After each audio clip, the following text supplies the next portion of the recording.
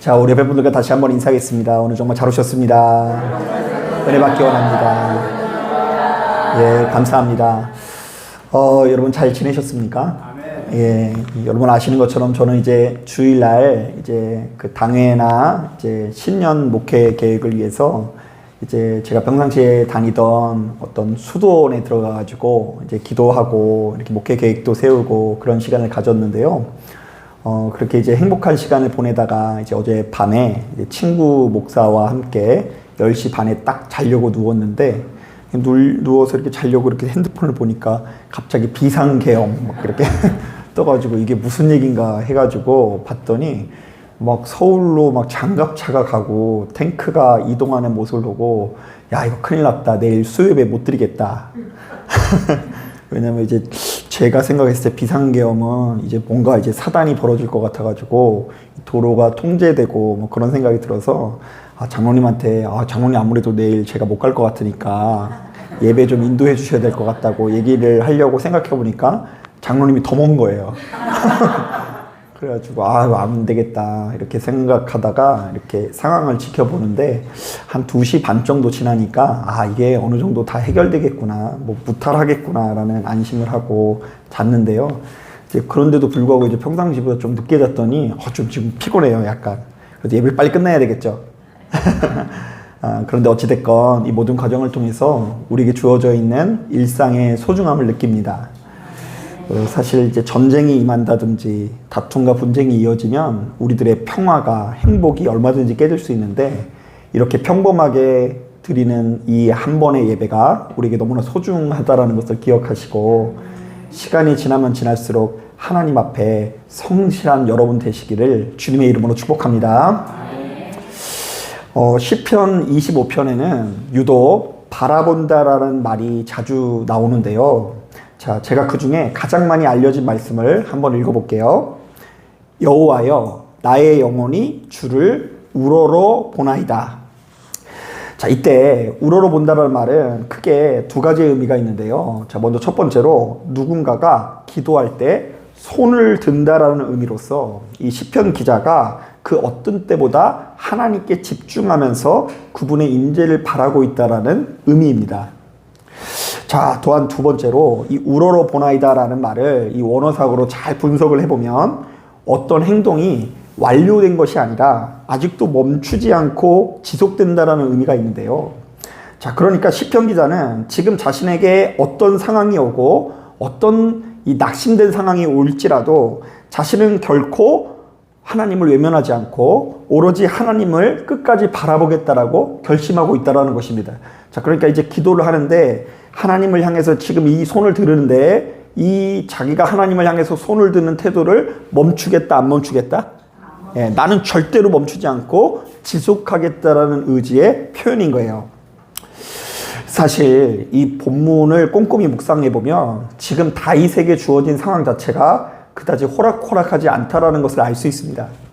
자, 2절을 보니까 이 다윗이 나의 원수들이 나를 이겨 개가를 부르지 못하게 하소서라고 기도해야 했을 정도로 수많은 위협들이 도사리고 있었고요.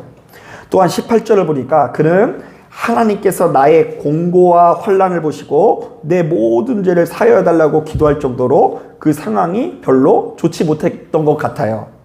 자, 그러니까 지금 이 다윗에게 주어진 상황이 마치 자기가 하나님 앞에 뭔가 죄를 지어서 벌을 받는 상황처럼 느껴졌다라는 이야기인 거죠. 자, 그리고 19절을 보면 다윗의 상황이 너무나 구체적으로 드러나는 또 하나의 기도가 있는데요. 자, 우리 19절 말씀 같이 한번 읽어보도록 하겠습니다. 19절 시작. 내 원수를 보소서 그들의 수가 많고 나를 심히 미워하나이다.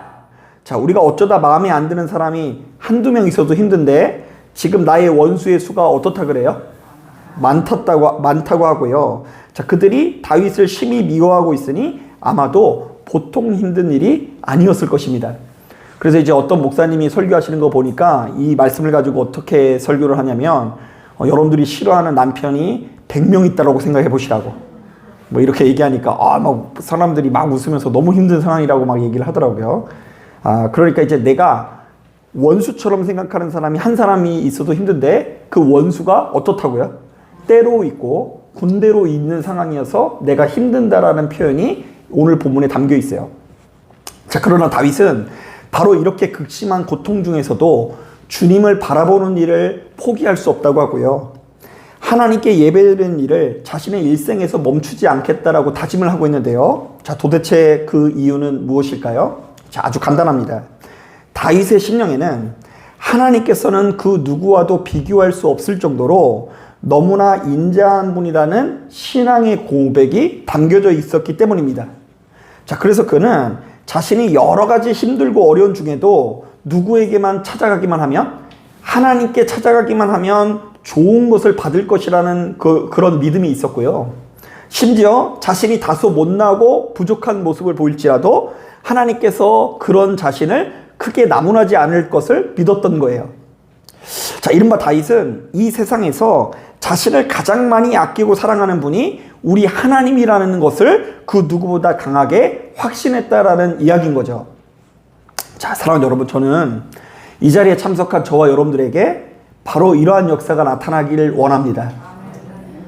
자, 우리가 시간을 구분해서 툭 하면 교회를 나오기도 하고 예배를 드리고는 있지만 그저 몸만 와서 이 자리에 앉아 있는 것이 아니라 우리도 역시 하나님께 이런 고백을 하면서 나왔으면 좋겠어요. 자, 눈을 감고 여호와여, 나의 영혼이 주를 우러러 보나이다. 내가 지금 이렇게 힘들고 고독하고 외로운 와중에서 손을 뻗어서 의지할 분이 하나님밖에 없습니다. 이 세상 모든 사람들이 나를 버리고 외면할지라도 나를 끝까지 아끼고 사랑해 줄 분은 오로지 하나님밖에 없습니다. 그러므로 나는 하나님을 바라보고 하나님을 의지하고 하나님을 예배하는 일을 잠시도 멈추지 않고 지속하겠습니다. 이른바 우리가 이전에는 교회에 나올 때만 예배를 드리고 목사님 앞에서만 기도를 하는 줄 알았지만 이제는 하나님과 나 사이의 관계가 깊어지면서 어떤 상황 속에서도 어떤 순간에서도 우리의 전 존재를 다해서 하나님을 의지하고 사랑하게 되는 역사를 누리게 되었다라는 이야기입니다. 자, 말씀을 준비하다가 문득 잊고 있었던 기억이 하나 나는데요. 일전에 제가 좀 더 큰 규모의 교회에서 사역을 할 때 우리나라에 제가 이름만 대면은 알만한 어떤 그 명문 대학에 그 학생들을 가르치는 교수님이 이제 교회에 나오셨어요. 그러니까 이제 무슨 과 교수인데 과학자예요, 과학자. 굉장히 유망한 과학자예요. 그런데 그분이 이제 하루 학교에 저를 초대해 주셔가지고 제가 서울에 있는 그 유명한 K대학을 방문해 본 거 아세요? K가 어딘지 모르시죠? 예, 아니, 서울대는 아니에요. 서울은 S대고, K대라고 이렇게 가가지고, 제가 이제 거기서 식사도 먹고, 뭐 되게 귀한 섬교를 받았는데요. 그런데 그 과학자 성도님이 저에게 이런 말 하시더라고요. 아, 전도사님, 제가 보기에 신이 존재할 가능성과 존재하지 않을 가능성이 반반 같은데, 저는 존재한다는 가능성을 선택하기로 했습니다.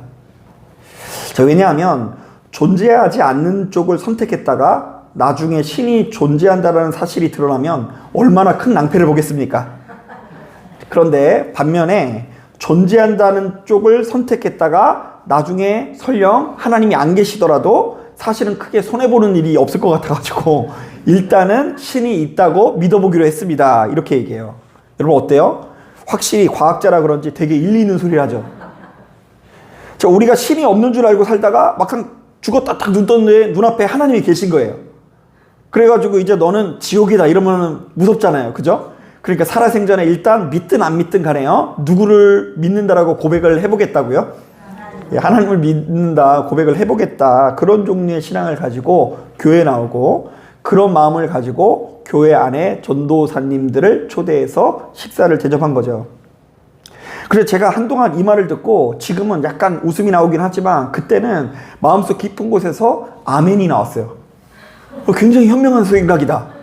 이렇게 전략적으로 신앙생활을 해야 되겠다. 그래서 이제 제가 한동안 강단에 올라가서 특히 청소년 아이들한테 툭 하면 이렇게 권면했어요. 너희들 예수님 안 믿고 살다가 나중에 큰일 날 수 있으니 일단은 믿는다고 고백해라. 안 믿어도 믿는다라고 고백하면 그 믿음이 생길 것이다.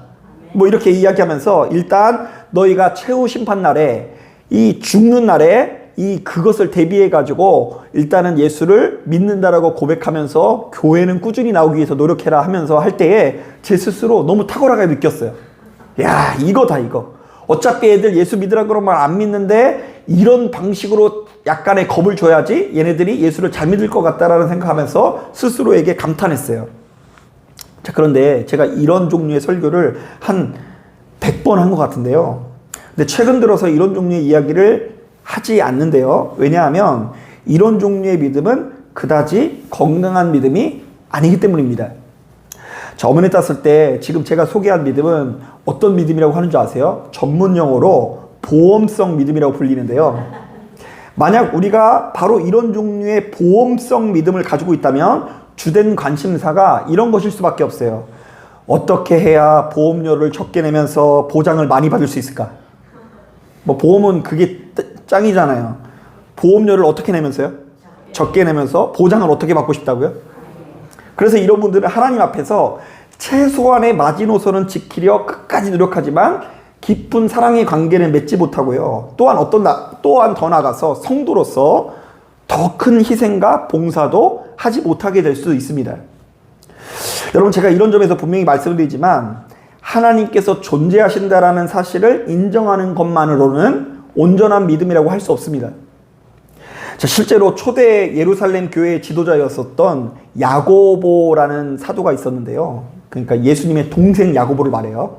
예수님의 동생 야고보가 야고보서를 통해서 이렇게 말합니다. 내가 하나님은 한 분이신 줄 믿느냐? 잘하는도다. 귀신들도 믿고 떠느니라. 자, 한번 따라해 보겠습니다. 귀신들도 하나님이 살아계신 것을 안다. 여러분, 귀신들도 하나님께서 살아계신다는 걸 안다고 해요? 모른다 그래요? 안돼요. 그런데 그 누구보다 그것을 가장 강하게 알고 있고 사실은 성경에서 예수님을 제일 먼저 알아보는 게 귀신이거든요. 그런데 그 누구보다 강하게 알고는 있지만 그것 자체만으로는 아무것도 아니라는 것입니다. 자, 여전히 그들은 어둠 속에 있는 존재라고 단언하고 있어요. 자, 그렇다면 예수 믿는 우리들에게는 귀신과 달리 무엇이 더 필요할까요?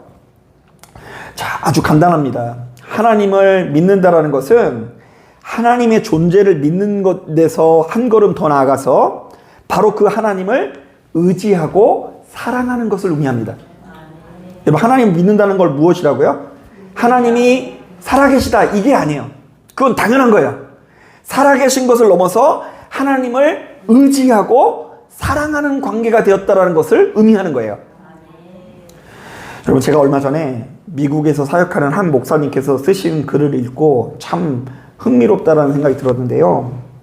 미국과 유럽 등지에는요, 젊은 남녀가 결혼을 하면서 프리너비라는 혼전 계약서를 작성하는 것이 매우 일반적이라고 합니다.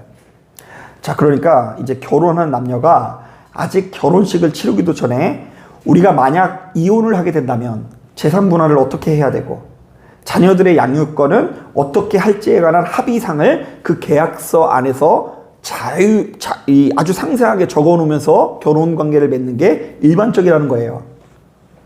어때요? 되게 좀 지혜로운 것 같으세요? 결혼도 하기 전에 뭘 생각한다고요? 이혼 생각해서 그 이혼할 때 재산을 어떻게 분할할지.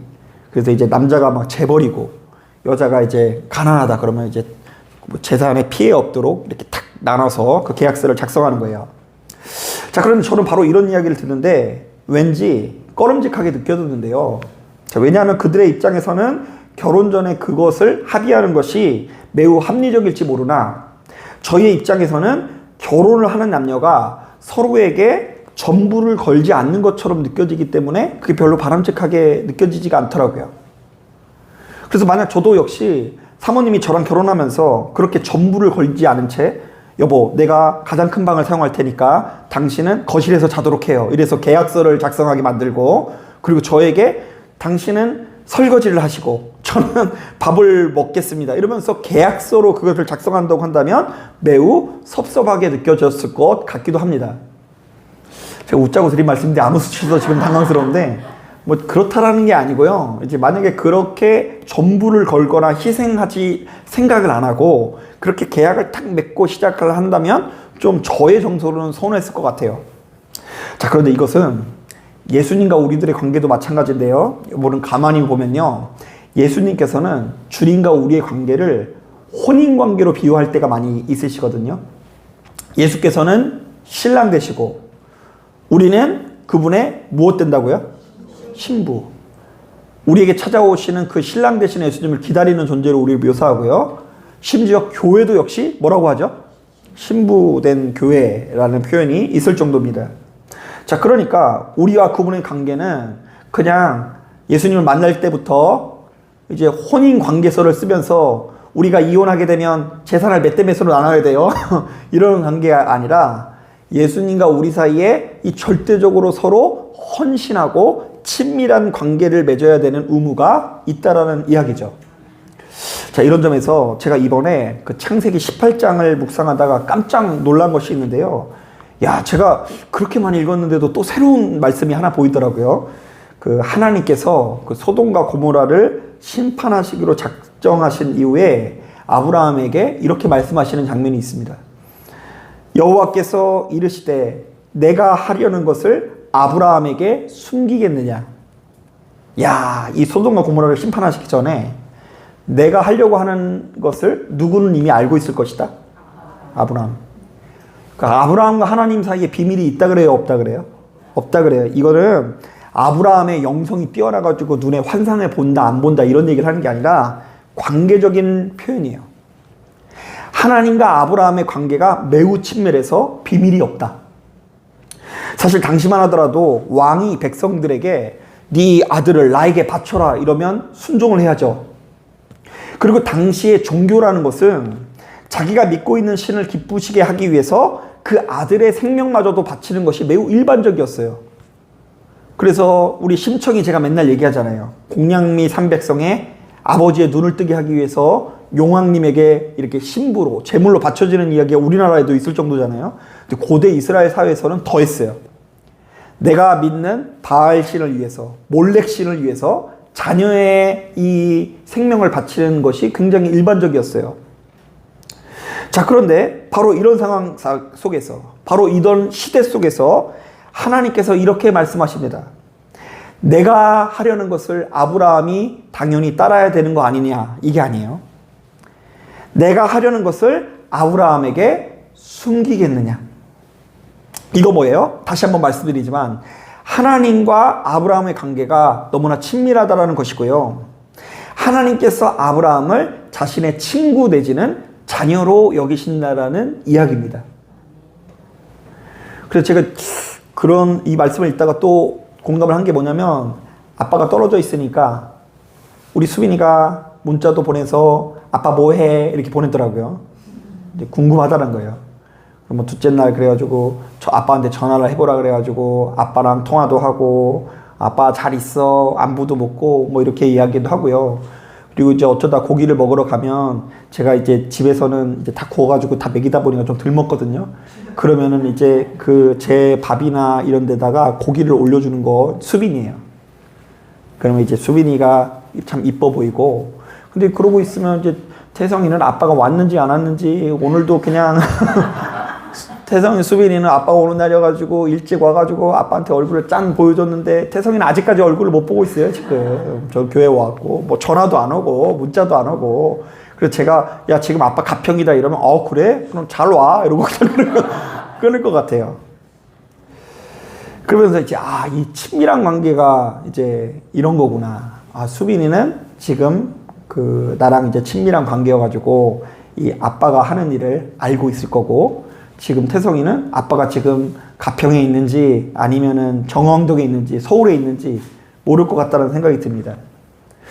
여러분, 하나님과 우리의 관계는 친밀한 관계일 때 위대한 능력이 나타나는데요. 그래서인지 요한복음 15장을 봐도 주님께서 제자들에게 이렇게 말씀하십니다.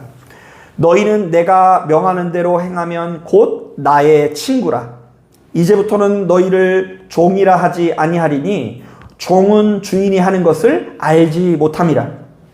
너희를 친구라 하였노니 내가 내 아버지께 들은 것을 다 너희에게 알게 하였음이라. 자, 한번 따라해 보겠습니다. 주님께서 우리를 친구로 여기신다. 한 번 더 따라하겠습니다. 하나님께서 우리와 친밀한 관계를 맺기 원하신다. 예, 그런데 오늘 본문에 보니까 다윗이 하나님과 그런 친밀한 관계를 맺어요, 안 맺어요? 예, 맺어요. 그래서 그 친밀한 관계를 맺은 다윗이 하나님께 어떤 기도를 하는지를 우리에게 보여주고 있어요. 자, 1절. 여호와여, 나의 영혼이 주를 어떻게 한다고요? 우러러 보나이다. 그 예배 드릴 때 이렇게 막 손을 들고 기도하는 모습 보이죠? 그런데 이 말씀은 그냥 우리의 몸에 손이 이렇게 드는 게 아니라 나의 무엇이요? 영혼이, 나의 심령 깊은 곳에 있는 의지가, 나의 전 존재가 누구를 바라본다고요? 하나님을 바라봅니다. 25장 2절. 나의 하나님이여, 내가 주께 의지합니다. 자, 그런데 이때 의지한다라는 말은 좀 붙잡는다라는 의미가 있어요. 하나님, 나의 일상 가운데 1년 12달 반복되고 있는 이 일상 가운데 나는 절대로 하나님을 놓치지 않고 하나님을 어떻게 하겠다고요? 붙들겠습니다. 내가 하나님을 붙들고 하나님을 바라보겠습니다. 나의 전 존재를 향해서 하나님과 교제하길 원하니 제발 나에게 오셔서 임재해달라는 의미가 담겨 있는 거예요. 제발 임재하여 주옵소서. 그러면서 정말로 자신의 속 깊은 곳에 있는 것들을 솔직하게 털어놓는데요. 자, 먼저 우리 16절 17절 말씀 같이 한번 읽어볼게요. 25장 16절 17절 이런 기도 하셔야 돼요. 우리 같이 한번 읽어보겠습니다. 시작. 주여, 나는 외롭고 괴로우니 내가 돌이키사 나의 은혜를 베푸소서. 내 마음에 근심이 맞사오니 나를 고난에서 끌어내소서. 여러분, 다윗이 힘든 것 같아요? 안 힘든 것 같아요? 힘든데요. 여러분, 자꾸 내가 믿음이 좋아서 이 기쁘고 즐겁다고만 주변 사람들에게 얘기하는 게 습관이 돼서는 안 돼요. 요즘 기분이 어때요? 저는 예수님 믿고 그 어디나 하늘나라 이렇게 얘기 너무 하시면 안 돼요. 물론 그럴 때도 있죠. 자, 그런데 지금 내가 예수를 믿음에도 불구하고 다윗이 어떻다고요? 하나님을 믿는데도 불구하고 외롭고 괴롭습니다. 내 마음에 뭐가 많다고요? 근심이 많사오니 나를 고난에서 좀 해결하여 주옵소서. 저는 이 자세 자체가 하나님을 믿는 사람들에게 주어진 가장 큰 축복이라는 생각이 들어요. 그러니까 응답이 오고 안 오고를 떠나서 이러한 자세. 야, 그래. 사람은 나의 심령 깊은 곳에 있는 그 어떤 것을 위로해 줄 수 없고, 자녀들도 지금 내가 가평에 있는지 정황에 있는지 부산에 있는지 아니면 국회의사당에 있는지 도무지 알 수 없지만 하나님께서 언제 어디서나 나와 함께 하면서 나와 교제하는 분이시구나. 이거를 일평생에 깨닫고 내가 힘들고 어려운 순간에 하나님의 이름을 붙드는 것 자체가 우리의 큰 축복이더라고요.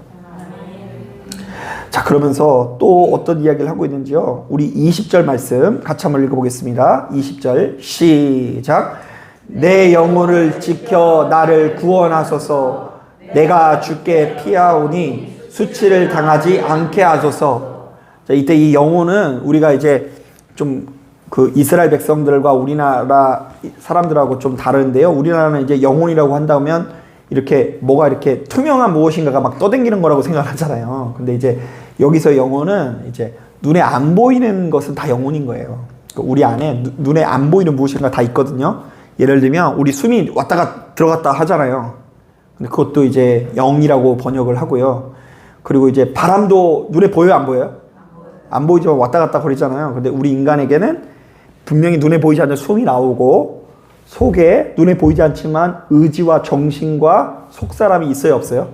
있어요.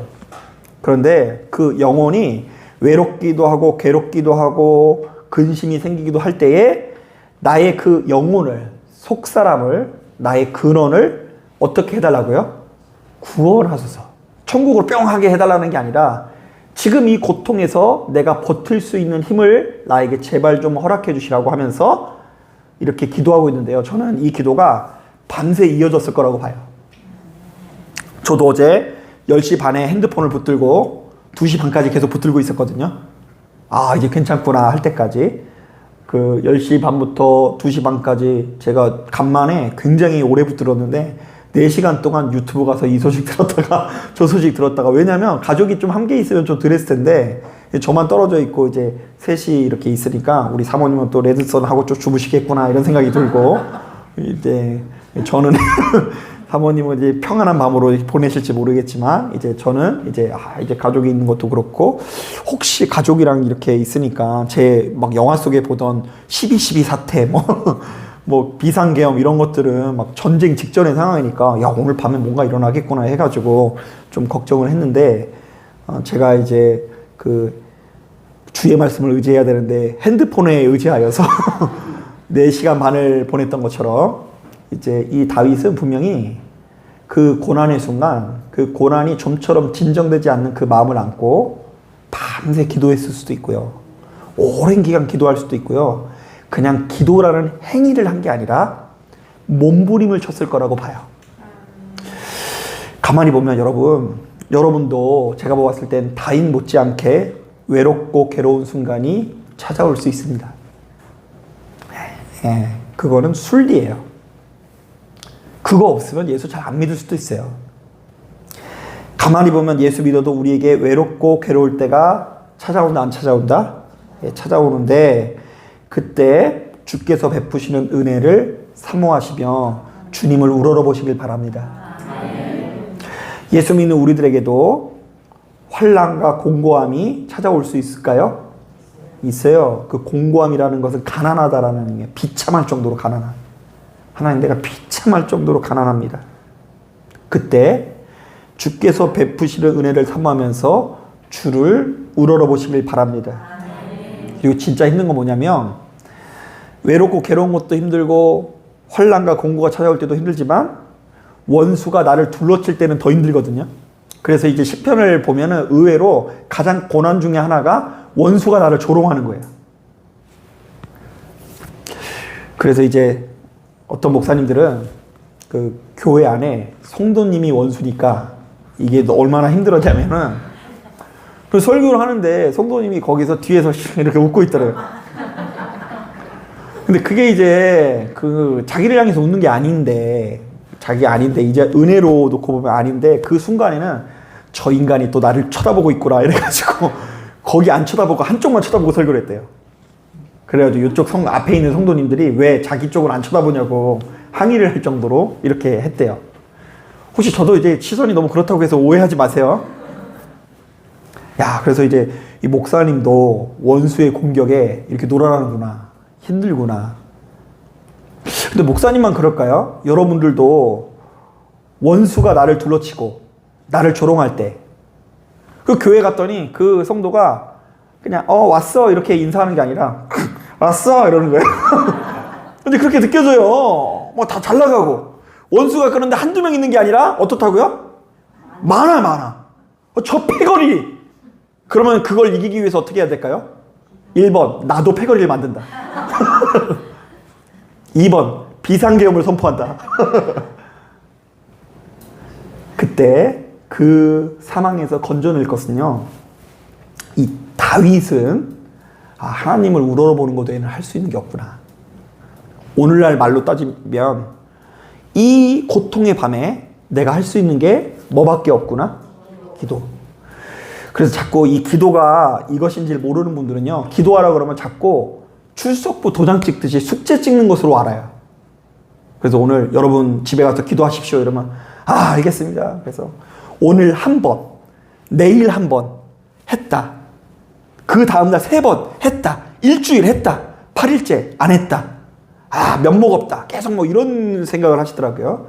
근데 이거는 행위가 아니라 삶의 태도인 거예요. 하나님과 깊은 교제를 나눈 사람은 교회에서가 아니라 산책을 하면서도 기도를 합니다. 하나님과 깊은 교제를 나눈 사람은 옥구공원 가서도 기도를 하고요. 그리고 목욕탕 가서도 기도하고요. 그리고 그 무엇보다 신실한 것은 치과 가서도 기도를 하게 돼 있어요. 치과